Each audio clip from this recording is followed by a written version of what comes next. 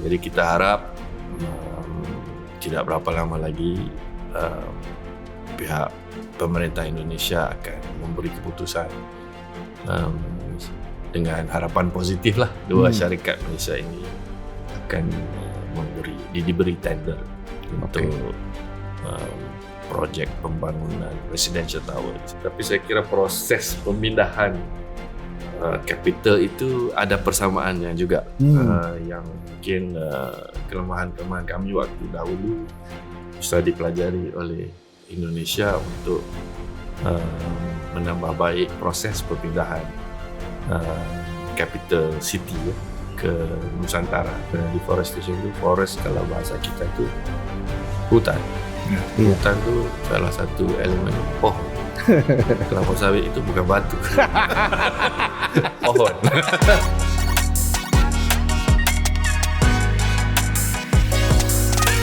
TikTok episode 16 nih spesial banget, ngobrol-ngobrol soal Malaysia yuk, tetangga dekat kita. Pak Ade apa kabar? Baik. Gimana kabarnya? Baik nih, saya excited banget soalnya nih tamunya very special. Iya, dan baru pertama kali ini duta besar asing jadi tamu kita. Betul, dan nanti kita bicara trilingual juga ya. Bahasa Indonesia, kadang-kadang Melayu, kadang-kadang bahasa Inggris.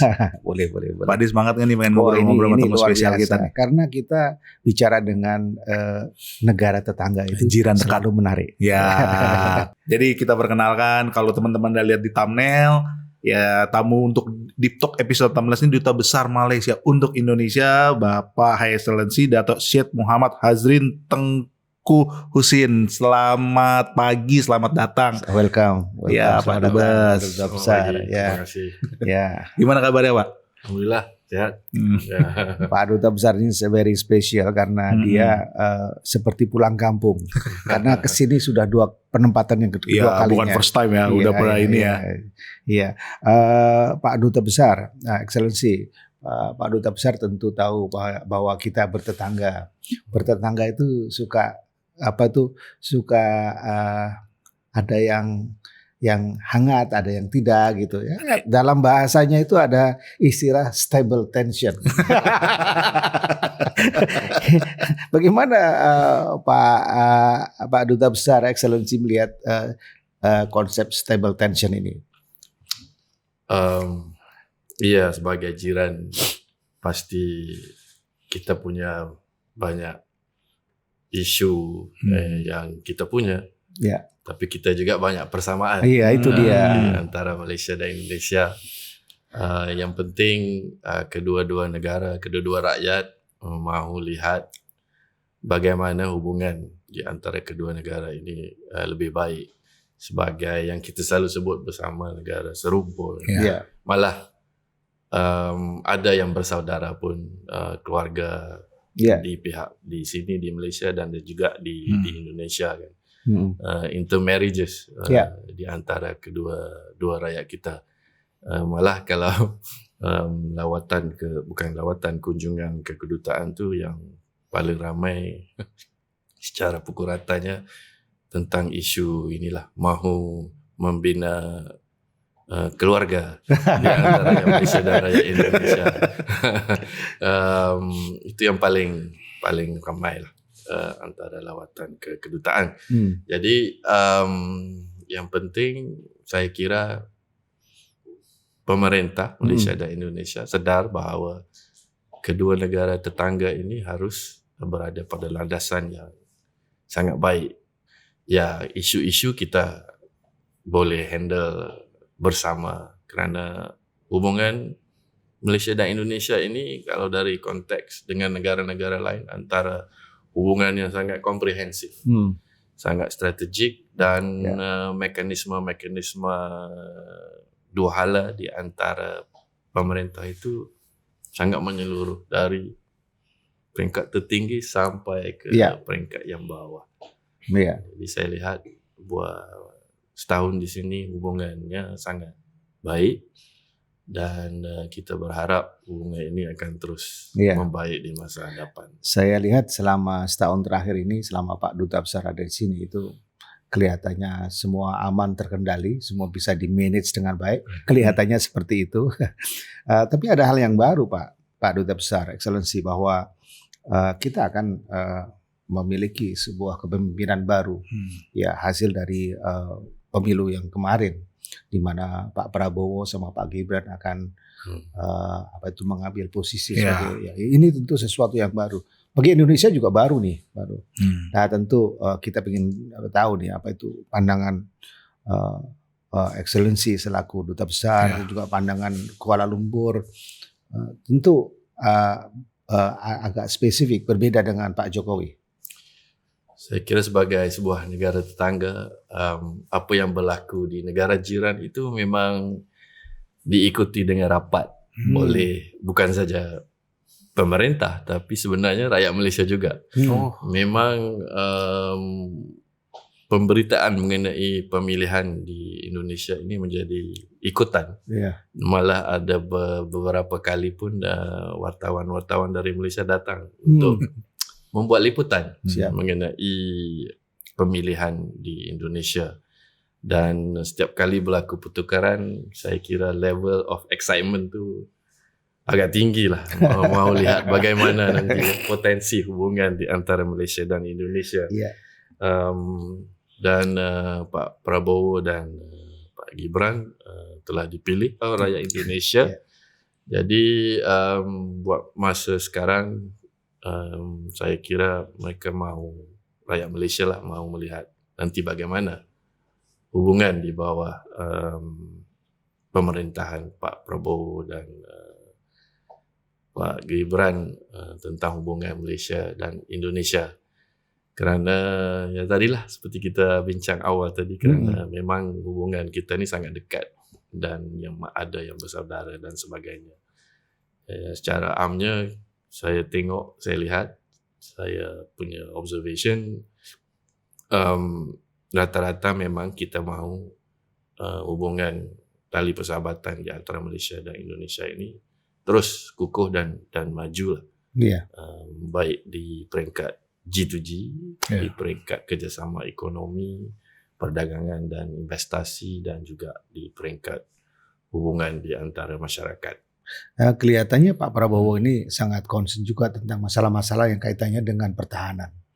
Baru kemarin di Shangri-La Dialogue dia juga cerita tentang itu, bagaimana Indonesia mau mengirimkan tentara untuk penjaga perdamaian di mana di Gaza misalnya. Ini nggak pernah terpikir sebelumnya. Jadi ada suatu approach baru yang kemungkinan akan dilakukan oleh pemerintahan yang akan datang ini. Tentunya ini beda dengan Pak Jokowi yang sipil, karena pengalamannya berbeda gitu ya. Sementara di pihak Malaysia kepemimpinannya sipil gitu. Kira-kira tidak pernah ada masalah dengan hal semacam ini, Pak? Tidak, sebenarnya kerjasama pertahanan di antara kedua negara ni memang sangat rapat. Kerana yang pertama saya kira mekanisme dua hala di antara Malaysia dan Indonesia ini sebenarnya kerjasama pertahanan, General Border Committee, yang dipimpin oleh kedua-dua Menteri Pertahanan Malaysia dan Indonesia.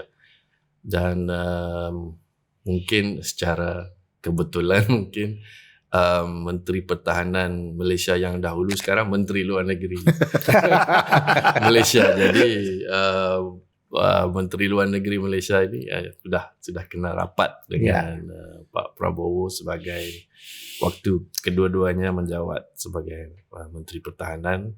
Dan saya kira networking ini sangat baiklah untuk menjadi satu landasan yang baik untuk kita melihat bagaimana nanti lebih kukuh hubungan di antara Malaysia dan Indonesia.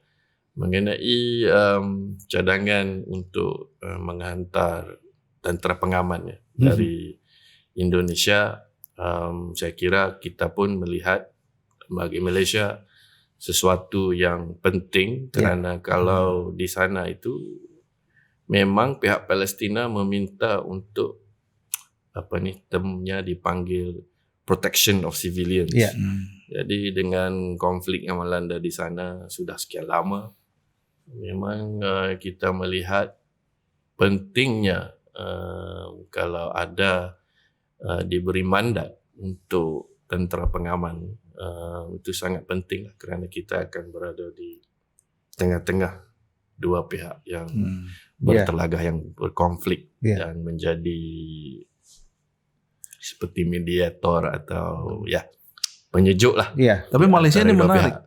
Pak Ade, karena dia kalau soal Gaza, soal Palestina, mereka tuh sifatnya tuh mantap Iya, gitu. iya. Bahkan PM baru ketemu pemimpin Hamas, Iya, dan iya. itu yang tidak dilakukan di tanah air. Iya. Kita memang bela Palestina, tapi sikap kita tuh Ya, mungkin lebih restrain lah. ya, enggak mungkin semuanya ada porsinya Ada masing-masing. ukurannya Ya, masing-masing iya, ya. iya. Iya. Saya kira gitu, dan semuanya baik ya. Artinya Betul. itu apa itu namanya wilayah yang dimainkan Malaysia di sini, kita Ya. mainkan di sini, sehingga justru menjadi sebuah semacam sinergi gitu. Betul. Sebenarnya mengenai isu Palestin ni, kita sama Indonesia memang sangat bekerja rapat untuk menyuarakan pandangan dan pendapat kita bagi membela hak rakyat Palestin. Ya. Malah waktu saya di New York, kedua-dua perwakilan tetap Malaysia dan Indonesia memang kita sering bekerjasama sekiranya ada draft resolusi mengenai Palestina di sana, kita turut bersama-sama melobi lah, membantu pihak Palestina. Dan alhamdulillah yang saya ingat waktu di sana kita pernah melobi dan membantu untuk mendapatkan satu resolusi di, tak silap saya, General Assembly, cuma saya lupa komitinya, mungkin Fourth Committee, untuk membawa isu ini ke ICJ untuk mendapatkan advisory opinion mengenai illegal settlements, mengenai diskriminasi di antara yang dilakukan oleh kita panggil pihak Israel lah, tentara Israel. Ya, oppressor kita panggil. Ya. Dan selain itu Pak, yang sinergi tadi mengenai isu Myanmar juga. Ya. Rohingya, memang kita dengan Indonesia memang melakukan peranan masing-masing. Bagaimana Kuala Lumpur melihat masa depan dari Palestina setelah lebih sekitar 154 negara fully support untuk kemerdekaan Palestina, sementara yang resisten hanya beberapa, termasuk tentunya Amerika. Nah, kita dua negara ini memang champion untuk mendorong supaya kemerdekaan itu bisa menjadi hak semua bangsa, termasuk Israel. Bagaimana Excellency melihat ke depan Palestina ini? Saya kira ini momen yang sangat baik untuk kita membina momentum. Sebenarnya yang berlaku di sana memang tidak baik, tapi kesannya adalah kita lihat rakyat-rakyat, terutamanya anak muda di negara-negara barat, mempunyai persepsi yang berbeza dengan pihak pemerintah mereka. Dan ini sesuatu yang saya kira agak fenomenal, kerana seperti di negara kita, negara demokrasi, lobby rakyat ini sangat kuat. Jadi people power. People's power. Ya, sebelum ini kita mungkin lebih menjuruskan untuk isu Palestina ini mengenai international law. Dan itu penting kerana international law ni akan memberi kita legal basis dari segi dialog dan di peringkat antarabangsa. Tapi pada masa yang sama untuk menggerak atau merubah polisi pemerintah adalah people's power, kerana akhirnya yang menentukan siapa memerintah itu rakyat kan. Jadi sebaik mungkin saya kira Malaysia, Indonesia dan negara-negara lain juga menggunakan peluang ini untuk meneruskan momentum ini, supaya negara-negara yang tadi sedikit saja tu yang masih tidak menyokong lah pada saya mengenai kebebasan kemerdekaan Palestin ini terus ditekan agar mereka berubah fikiran seperti di Afrika Selatan dahulu, apartheid kan. Malah di peringkat NGO isu apartheid ini sudah diutarakan Human Rights Watch, Amnesty International dan sebagainya. Ini satu platform lagi yang saya kira Malaysia dan Indonesia dan juga rakyat kita harus menggunakan traction ini untuk terus menekan Iya. masyarakat antara bangsa. Pak De, kalau tadi kita udah ngomongin Gaza sedikit nih, kalau ngomongin Malaysia nih kita harus ngomong soal migrant worker kita nih Pak De. Iya. Karena Pak De kan juga jagoannya nih. Ada 3 isu kayaknya dalam kamus saya itu, bagaimana Indonesia membina hubungan dengan Malaysia. Yang pertama tentang migrant workers, pasti itu. Yang kedua mengenai border. Ya. Dan yang ketiga mengenai budaya. Dari 3 ini dulu, Excellency, which one is more challenging than others? Kalau saya boleh ngewakilin kayak 3-3-nya. Iya. Ya, betul.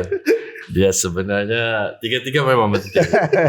Tapi kalau kita lihat, kalau isu border itu isu kedaulatan. Ya. Jadi isu kedaulatan nih ya kita sering pakai harga mati. Harga mati buat Indonesia, harga mati buat Malaysia. Yang penting kita cari bagaimana untuk menyelesaikan. Dan kita masih punya beberapa kawasan yang kita masih berdialog, negotiating di darat dan juga di laut. Dan yang uniknya Malaysia Indonesia ini kita punya bordernya darat dan laut. Yang Malaysia ini pula nak kata fortunate atau unfortunate, kaminya di tengah-tengah ASEAN.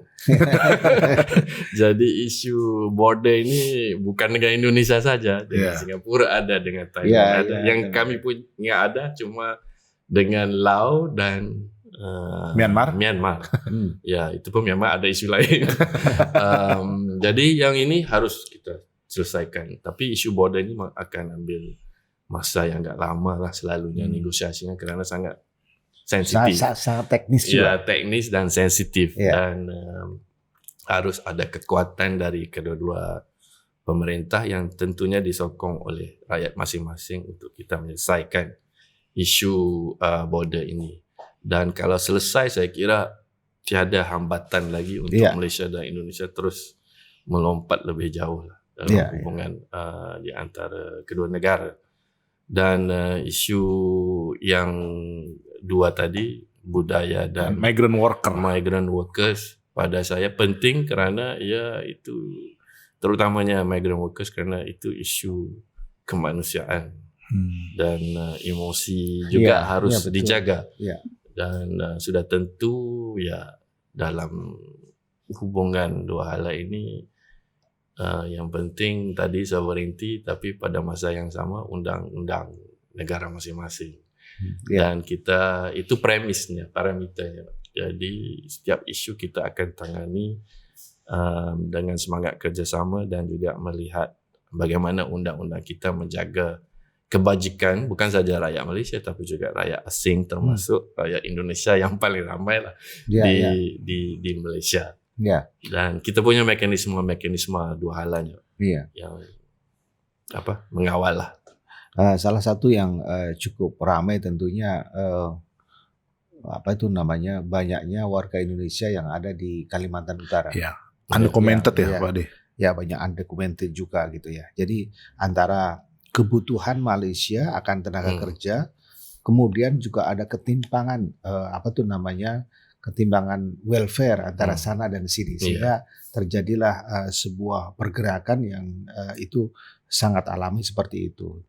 Itu menjadi isu yang penting, tapi juga yang penting adalah bahwa orang-orang Indonesia yang ada di Kalimantan Utara atau di Sabah dan seterusnya itu kan membawa keluarga, yang pada akhirnya karena membawa keluarga keluarlah anak-anaknya. Nah, kemudian kemana ini pendidikan anak-anak? Kemudian muncullah yang namanya CLC, Community Learning Center.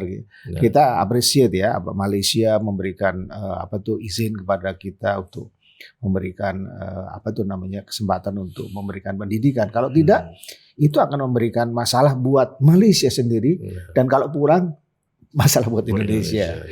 What do you think, Excellency? Ya, itu satu isu yang penting karena pendidikan ini satu basic human rights.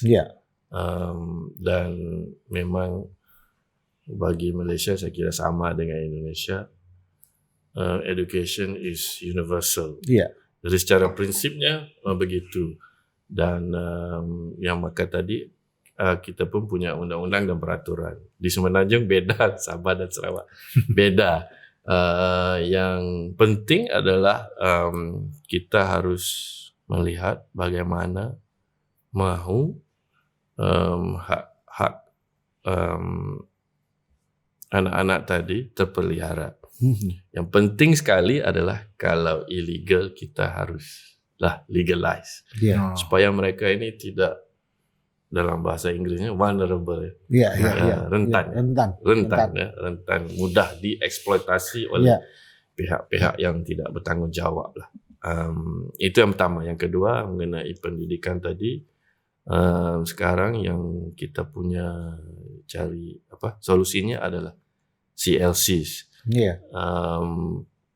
Dan CLC ini juga harus mengikut peraturan agar ianya memberi kebaikan bukan saja kepada Malaysia tapi juga Indonesia. Seperti Pak dibilang tadi, bila anak-anak pulang, kurikulum yang mereka belajar itu yang benar. Jangan nanti ada yang unsur-unsur pihak-pihak yang tidak mempunyai pendirian sama mengenai bagaimana NKRI itu dan juga Malaysia. Yang itu yang penting. Yang penting mereka diberi peluang untuk belajar supaya mempunyai ilmu untuk hidup sebagai rakyat Indonesia nanti sekiranya juga pulang ke Indonesia dan waktu di Malaysia. Yang penting adalah inilah dialog nih. Kita mencari setiap isu itu pasti ada jalannya. Ada istilah itu di Jerman itu, Excellency, Zukunft begin in dialog. Jadi masa depan itu harus dimulai melalui komunikasi. Dan CLC itu bro, itu sangat unik. Karena CLC itu jangan dibayangkan di dalam kota. Itu ada di tengah-tengah kebun sawit. Ya Pak ya. Ya benar. Jadi itu perlu dedikasi orang yang mengajar, perlu effort dan lain sebagainya. Perlu dana juga ya. Dana juga. Jadi kadang-kadang saya terakhir kali itu 2019 2002 yang saya kemiri itu di tengah-tengah sawit betul Pak De. Kalau kita bayangkan kan elementary school di Jakarta atau di Kuala Lumpur, saya berpikir tapi ternyata very very different ya. Iya. Sekarang ini Excellency tentang migrant workers yang so-called sebetulnya agak nakal juga, termasuk banyak Pak De. Termasuk juga mungkin ada pihak-pihak yang nakal juga. Seperti yang pernah saya lihat itu di Tawau, Pak. Jadi dari Tawau itu dipulangkan ke wilayah Indonesia, itu within hours itu sudah balik ke Tawau. itu terjadi kan? Betul. Dan itu sangat sulit untuk dicegah. Bagaimana itu mengatasinya, Excellency? Ini perlu kerjasama yang sangat baik dan coordinated di antara Malaysia dan Indonesia. Kalau di Sabah Sarawak sama Kalimantan 2000 kilometer panjang. Tidak ada kita ada yang tidak punya apa itu namanya hutan kan. Jadi bisa lewat begitu saja. Jadi antara kerjasama yang dilaksanakan adalah patroli bersama, pos gabungan, pertukaran intel kerana isu-isu transboundary. Ini sudah pasti ada pelaku-pelakunya yang daripada kedua-dua negara, Pak. Sedikit di Malaysia dan sedikit di Indonesia. Jadi mau kita bantras atau lawan mereka ini harus punya kerjasama yang sangat baik lah dari antara Malaysia dan Indonesia, terutamanya intelligence work. Betul. Kalau tidak, sampai bila pun kita tidak akan dapat menyelesaikan lah. Menyelesaikan mungkin susah, tapi mengurangkan. Kerana kita kerjanya 9 to 5. Mereka ini 24 hours. Seperti melawan ekstremisme kan. Kitanya kerja 9 to 5. Mereka 24 hours. 24 hours, 7 days in a week. Berarti jadi perlu juga kerjasama dari pihak-pihak lain. Pihak media, NGO, rakyat jelata semua. Betul. Sebenarnya ada harapan ketika kita tekan MOU tahun 2022 Pak Dubes ya. Iya. Ya soal penempatan kerja kita di Malaysia. Tapi ternyata implementasinya itu yang jadi problemnya. Yang itu mengenai domestic workers. Iya. Yang kita ada lagi satu sekarang sedang negotiate.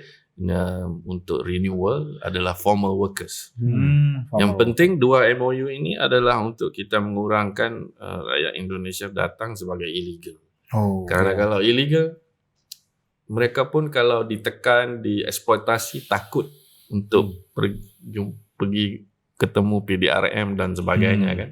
Kalau mereka legal, mereka berani. Karena sudah ada protection ataupun pelindungan undang-undang di sana.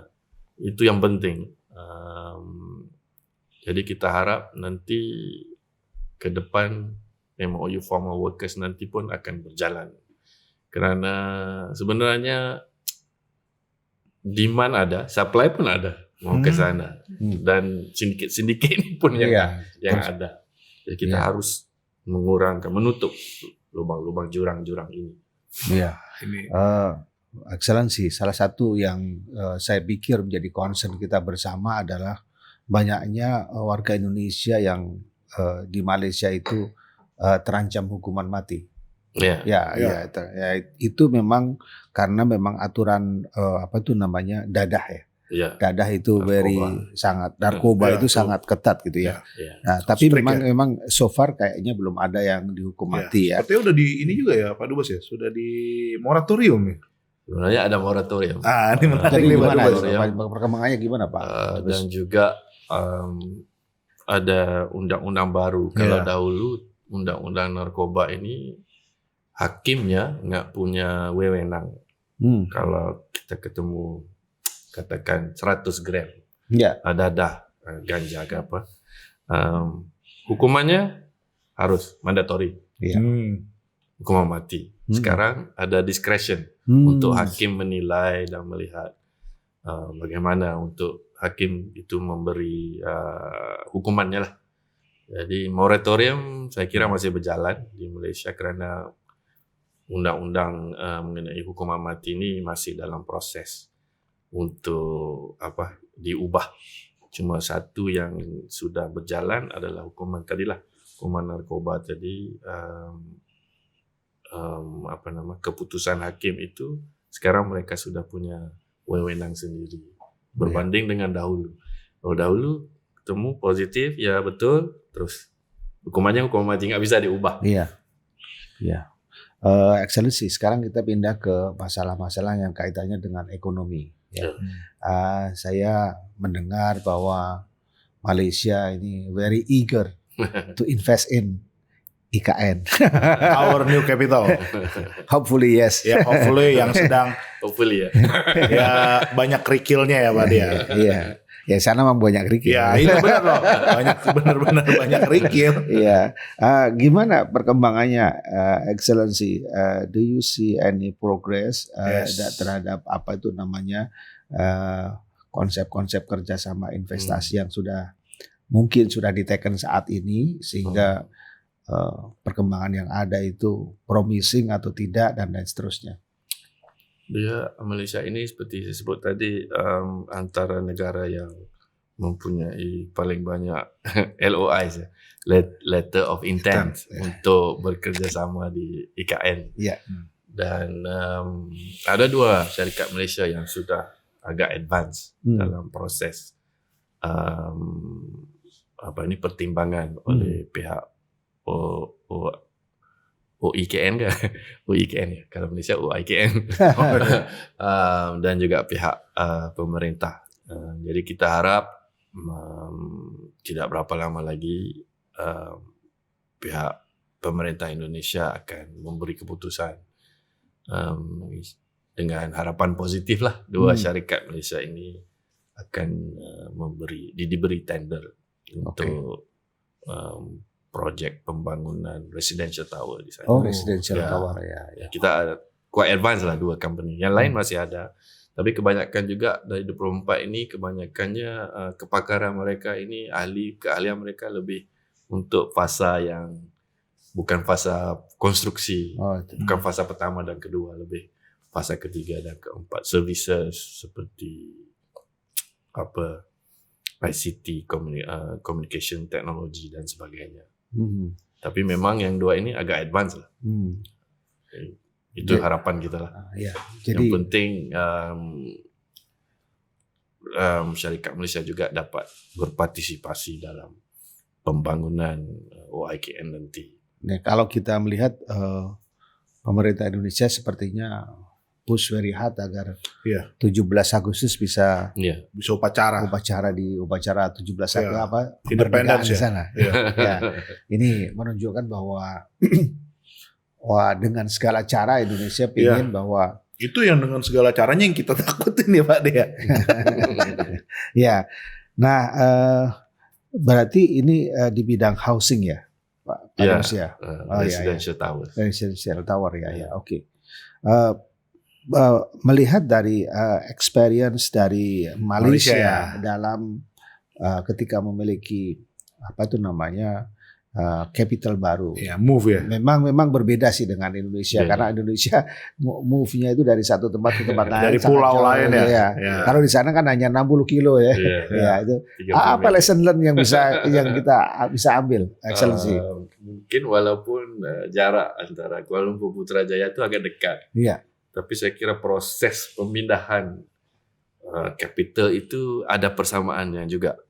Yang mungkin kelemahan-kelemahan kami waktu dahulu bisa dipelajari oleh Indonesia untuk menambah baik proses perpindahan capital city ya, ke Nusantara. Tapi skopnya beda Pak. Putrajaya cuma 5.000 hektar. Iya. IKN ini lebih besar, 250.000 tak silap saya Iya. hektar kan. Tapi infrastruktur dari segi pembinaan infrastruktur mungkin sama konsepnya, cuma harus di magnify dari segi skalanya. Yang penting kita sudah punya pengalaman, mungkin sekarang skalanya kecil. Kalau pihak Indonesia mau belajar, kita terbuka. Malah saya sudah sampaikan juga kepada YKN kalau mau lihat bagaimana Malaysia dahulu memindahkan administrative center dari Kuala Lumpur ke Putrajaya. Yang penting master plan-nya harus bagus. Saya kira sudah bagus. IKN pelaksanaannya, infrastruktur, program-program infrastruktur ini pun sedang berjalan. Jadi bila sudah komplit infrastruktur ini, maka pemindahan boleh dilaksanakan. Tapi kita pun ambil masa hampir 10 tahun. Wow. Iya. Kita 10 tahun. kalau nggak salah tuh 2019 atau 20 gitu. Kurang dari 10 tahun sudah. Ya, memang kita ini sepertinya super cepat rencananya ya. Kalau kita lihat beberapa ibu kota baru ya di beberapa negara itu ada yang sukses, ada yang tidak. Iya. Ya, Kalau ini saya kenyataan lihat, ya, ya, banyak kalau- ada yang gagal juga. Kalau Putrajaya ini awalnya saya pernah ke sana pada awal-awal itu ya memang bagus ya, cuman memang ada tantangannya juga Iya. ya, ada Challenges-nya. tantangannya, ya, ada challenges-nya. Tapi yang terjadi di Korea Selatan, Pak Dubes, itu gagal total. Oh iya. Ya, jadi ini tetap orang-orang tetap tinggal di Seoul ya. Iya. Nah, sekarang yang juga melakukan yang sama adalah misalnya Mesir. Mesir itu dari Kairo ke luar Kairo ya, Iya. jaraknya sekitar 60 kilo dan dibangun di tengah padang pasir. Jadi memang setiap negara memiliki tantangan tersendiri, Betul. apalagi Indonesia memindahkan ke tengah hutan. Teorinya sih bagus sekali, bagus sekali. Tapi ya itu tantangannya berbeda. Tapi manusiawi ini ya kalau ada perubahan tuh naturally kita mempunyai sedikit kerisauan untuk pindah. Iya. Tapi di Putrajaya pun sama. Oh gitu ya, Pak. Sifat-sifat Malaysia dahulu pun kalau diminta pindah ke Putrajaya itu ya pastilah sudah kebiasaan berada di Kuala Lumpur kan. Iya, Tapi iya, lama kelamaan Iya. kira Putrajaya pun Jadi ada- karena setiap orang punya Jadi mungkin Pak Dubes, mereka sudah berada di zona nyaman. Ya. Benar. Ya, comfort zone kan. Betul. Mau pindah lagi nih, aduh gimana rencana. Tapi ya Yang menarik juga ibu kotanya belum berubah, pemimpinnya udah berubah nih Pak Den. iya, jadi ini memang satu hal yang luar biasa. Kalau kita berpindah lagi ke masalah perdagangan, Pak Duta Besar, gimana Pak Dubes melihat balance of trade Pak antara dua negara ini? Karena kayaknya barang-barangnya juga mirip-mirip saja nih. Iya tuh, Iya. bukan komplementer tapi mirip satu dengan yang lainnya. Gimana menyiasatinya nih Pak Duta Besar supaya kita punya sinergi? Sebenarnya trade balance-nya kami defisit. Iya betul. Tapi defisitnya turun Pak. Turun, tapi sudah beberapa tahun kita defisit sama Indonesia. Tapi volume of trade-nya juga turun kayaknya. Volume of trade-nya turun. Ya. Kalau terakhir 16% turun kalau nggak salah. 2022 hampir 30 billion US dollar. Tahun lalu 2023 turun 24 billion, 0.5. Tapi pada pengamatan kami ini kerana keadaan ekonomi global yang tidak menentu, yang sedikit sebanyak memberi kesan kepada perdagangan dua hala di antara Malaysia dan Indonesia. Tapi pada kami potensinya masih sebesar dan kita harap tahun ini lebih positif lah. Tapi tetap masih untuk Malaysia kerana kita ni negara pengekspor.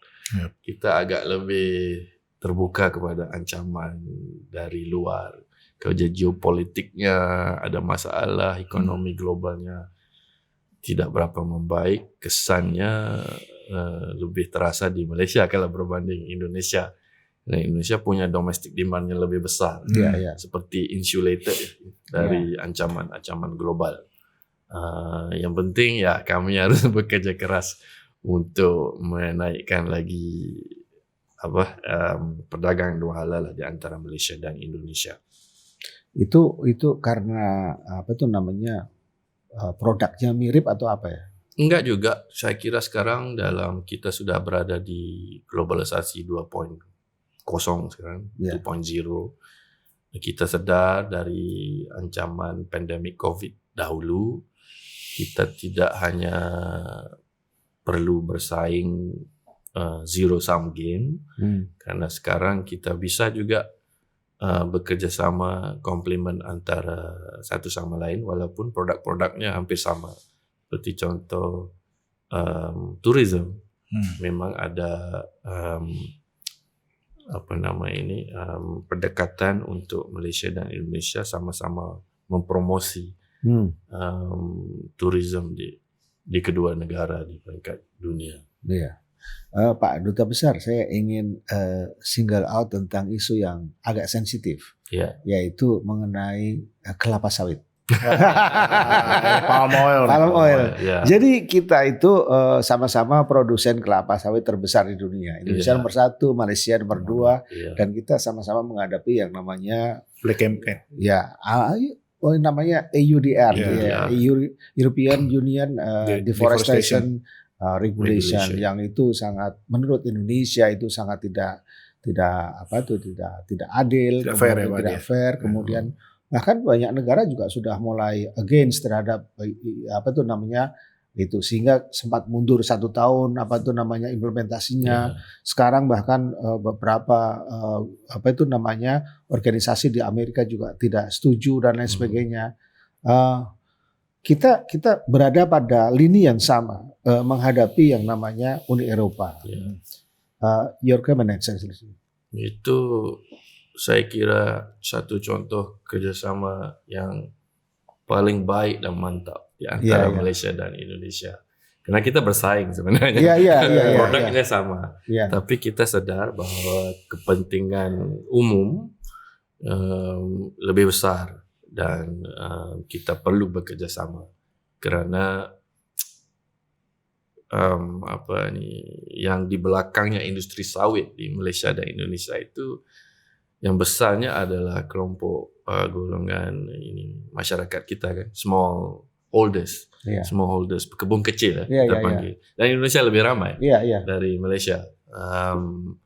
Dan mungkin dahulu kita hadapi negative campaign Negative dari campaign, EU dan sebagainya ini bersendirian. Iya. Jadi tidak berapa mantap. Iya. Jadi bila kita bersama-sama duduk dalam CPOPC, akhirnya EU harus juga mendengar pandangan kita, karena pandangan kita bukan main-main, bukan kita reka begitu saja, memang yang benar. Karena EU mungkin melihat dari konsep deforestation. Kita melihat karena industri kelapa sawit di Malaysia dan Indonesia itu juga membantu kita mencapai melaksanakan SDG goals. Antaranya adalah ya eradication poverty kan, membasmi kemiskinan, rural development, pembangunan di luar bandar, naikkan ekonomi pendidikan dan sebagainya lagi. Jadi dari 17 itu saya kira banyak sumbangan daripada industri kelapa sawit ini untuk kita melaksanakan SDG goal tersebut. Mungkin dari EU dia melihat climate change saja, tapi ya climate change pun kita masih boleh berdebat. Iya. Karena kita punya RSPO, Malaysia MSPO, Indonesia ISPO. Jadi mereka punya ukuran mereka. Dan kita punya ukuran kita. Pada pandangan kita MSPO dan ISPO, RSPO ini sama dengan apa yang mereka mahukan. Itu makanya saya kira perbincangan ini masih berjalan dan implementationnya ya ditangguhkan buat sementara. Dan kelihatannya Pak Dubes, sebagian kita berpikir bahwa sebenarnya Uni Eropa itu bukan menyasar apa yang mereka sebut sebagai deforestasi tersebut, tapi sebetulnya ini adalah persaingan minyak nabati. Kita punya minyak sawit, mereka punya olive dan lain sebagainya. Dengan minyak nabati itu mereka terlibat semuanya, sehingga mau tidak mau dimunculkanlah isu deforestasi ini. Menurut benar Pak. Iya, sama ya. Karena deforestation itu forest kalau bahasa kita itu hutan. Hutan itu salah satu elemennya pohon. Kelapa sawit itu bukan batu. Pohon. Itu dia. Iya. Aduh, memang sebenarnya mantap nih. Iya. Ini ya perbincangan naratif antara masing-masing. Iya, betul ya. Jadi saya kira kalau tadi Pak Duta Besar banyak menyampaikan kepada kita, jadi ada banyak persamaan persamaan kepentingan. Interest dan kita itu mestinya memang bersatu, tidak terpisah. Bukan hanya karena kita serumpun, bersaudara, whatsoever, tapi karena memang kepentingannya memang interestnya banyak ya. Ini mungkin kalau dari aku pertanyaan terakhir nih Pak De, nggak kerasa kan udah setengah jam lebih nih. Pak Dubes, apa ada rencana state visit lagi nggak dari pemimpin Malaysia ke Indonesia? Entah itu Pak PM atau yang di Pertuan Agung baru kan? Iya benar. Ya, apa ada rencana itu nggak? Ya, yang di Pertuan Agung baru selalunya salah satu destinasi lawatan negara untuk yang Sri Paduka Baginda di Pertuan Agung adalah antara destinasi utamanya adalah Indonesia. Jadi kita belum dengar lagi, tapi ya insya Allah kalau ini berlaku tidak berapa lama lagi lah. Cuma rencana yang detailnya belum ada. Tapi destinasi pertama, destinasi awalnya adalah Indonesia, salah satu destinasinya. Saya kira itu salah satu petunjuk bahwa bagaimana hubungan kedua negara itu sangat penting. Dan kita pun juga saya kira kita bisa berharap juga bahwa the new presiden itu nanti kunjungan pertamanya juga ke Kuala Lumpur kan gitu. Apalagi dia punya historis sama Kuala Lumpur, pernah sekolah kalau nggak salah. Iya. Malaysia. Iya. Pak Duta Besar, saya ingin bertanya yang terakhir. Dari Pak Den yang terakhir. Kalau melihat hubungan yang demikian baik, lalu apa nih Pak Dubes yang merasa di sini perlu ditempa lebih keras lagi agar lebih maju lagi gitu loh dalam hubungan bilateral ini Pak Dubes? Kita sering kalau membicarakan hubungan dua hal ini kita lihat hubungan di antara G2G, kerjasama ekonomi. Kita kurang memberi, mungkin bukan kurang memberi, mungkin fokusnya ataupun pemberitaannya agak kurang mengenai hubungan antara masyarakat. Yang ini saya kira harus diberi lebih penekanan, fokus oleh kedua-dua negara. Kerana hubungan dua hala itu G2G cuma landasan. Yang menguatkan lagi kerjasama ekonomi yang sekarang pada saya berada di landasan yang sangat baik. Dan terakhir adalah hubungan antara kedua masyarakat. Jadi kalau seperti tiada sempadan di antara masyarakat ini sering kunjung-mengunjung, ya, dari businessman, pelancong dan sebagainya, juga dari akademisi, pelajar. Itu yang pada saya penting kerana itu adalah benihnya untuk masa hadapan. Jadi kunjungan di antara masyarakat mengenai budaya, belajar mengenai Malaysia dan Indonesia, budaya Malaysia dan Indonesia, adat resam dan sebagainya, kita harus memberi lebih penekanan. Dulu pernah ada tuh Pak Dubes, di zaman-zaman mungkin tahun 80-an itu kerjasama antara televisi Malaysia dan Indonesia, kita siaran bersama, itu dapat membangun rasa kebersamaan. Betul. Nah, sekarang kan kayaknya tidak itu, atau kurang ya? Kurang.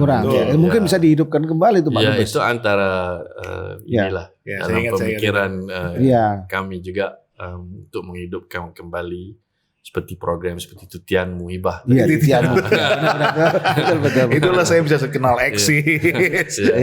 Bisa kenal Slam dan akhirnya artis-artis Indonesia juga bisa dikenal di Malaysia, famous. Saya kira itu program yang sangat bagus. Tapi kita harus lihat juga sekarang media pun udah berubah, Pak. Kalau dulu kita semua nonton TV.